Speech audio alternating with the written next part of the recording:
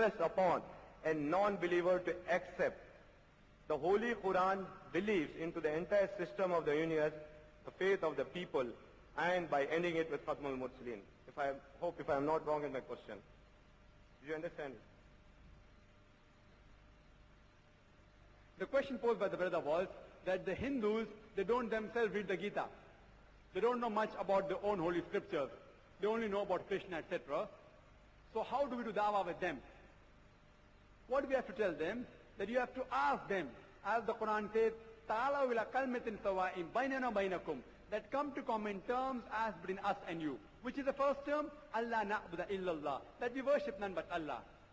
Wala nushrika bihi, that we associate no partners with Him. The Holy Quran says the best way of doing dawah is to say, Allah na'budu illallah. If they quote about Krishna, you have to say, "Dear brother, my Hindu friend, where do you come to know about Krishna?" We will say in Mahabharata, in Bhagavad Gita. Let him do the job. Bhagavad Gita is one of the holy scripture of the Hindus. So you have to say, since you believe in Bhagavad Gita and you quote Krishna, Bhagavad Gita also says in chapter number 7, verse number 19 to 23, it says, all those who do idol worship, they are materialistic people. Those who do idol worship, they are materialistic people. They say, when they speak about Krishna and other lords, they say we come to know about these things from the Vedas. So I gave a talk quoting from the Vedas that if you say you believe in Lord Krishna because it's mentioned in Mahabharata, in Gita, you believe in certain Lord Ram because you believe in Ramayana, because you believe in the Vedas, etc. So if you believe in parts of Vedas, you have to believe as a whole. Your Vedas even prophesy the advent of a beloved prophet. And I gave quotation from Atharva Ved, from Rig Ved, from Sam Ved about the prophecy of a beloved prophet. You can even speak to them, Allah na'budu illallah, that we worship none but Allah. Wala nushrika bihi, that we associate no partners with Him. You have to tell them, it's mentioned in your Ved, in the Rig Ved, chapter number 32, verse number 3. It says, Na tasya pratima asti, of that God no image can be made. It's a Sanskrit quotation. In the same Yajurved, chapter number 40, verse number 8, it says that God is imageless and bodiless. Same Yajurved, chapter number 40, verse number 9 says, all those who worship the asambhuti, that means the natural things like water, earth, air, they are in darkness. And the verse continues in Sanskrit. Andhatma pavishanti ya sambhuti mupaste. They are entering more in darkness, those who worship the created things, the sambhuti, like table, chair, idol, etc. Who says that? Don't talk about the Quran. Your scripture says that. Your scripture also says, Ekam Braham Dustya Naste. Niya Naste Naste Kinchan. Bhagwan ek hi hai, dusra nahi hai. Nahi hai, nahi hai, zara bhi nahi hai. There is only one God, not a second one. Not at all, not at all, not in the least bit. We have to say, Ta'ala wila kalmitin sawa'in bainana bainakum, that come to common terms as between us and you. If they don't know their scriptures, you memorize certain verses of their scriptures which match with the Holy Quran. Because the Quran is the Furqan. We don't agree that their scripture is the word of Allah subhanahu wa ta'ala. The scripture that they have, the Veda, we don't agree it is totally the word of Allah subhanahu wa ta'ala.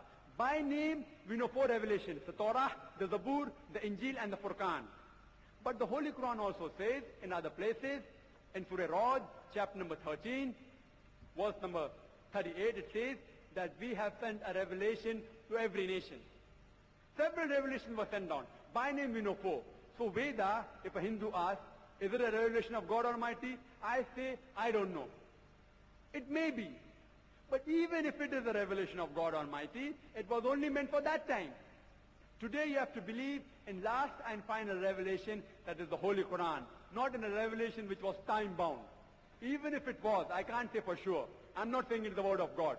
But we can use the Quran. Quran is the Furqan, the criteria to judge right from wrong. You can use the criteria to know that there are certain parts in the Bible which match the Quran, which we say, this part of the Bible, we can say may be the word of God.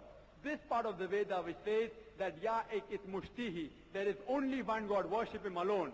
Rig Ved, volume number 6, chapter number 45, verse number 16, may be a word of God. But the whole Veda, we don't agree is the word of God. Hope that answers the question. We'll just take a question from Chet, sir. Inshallah, we'll come back to you.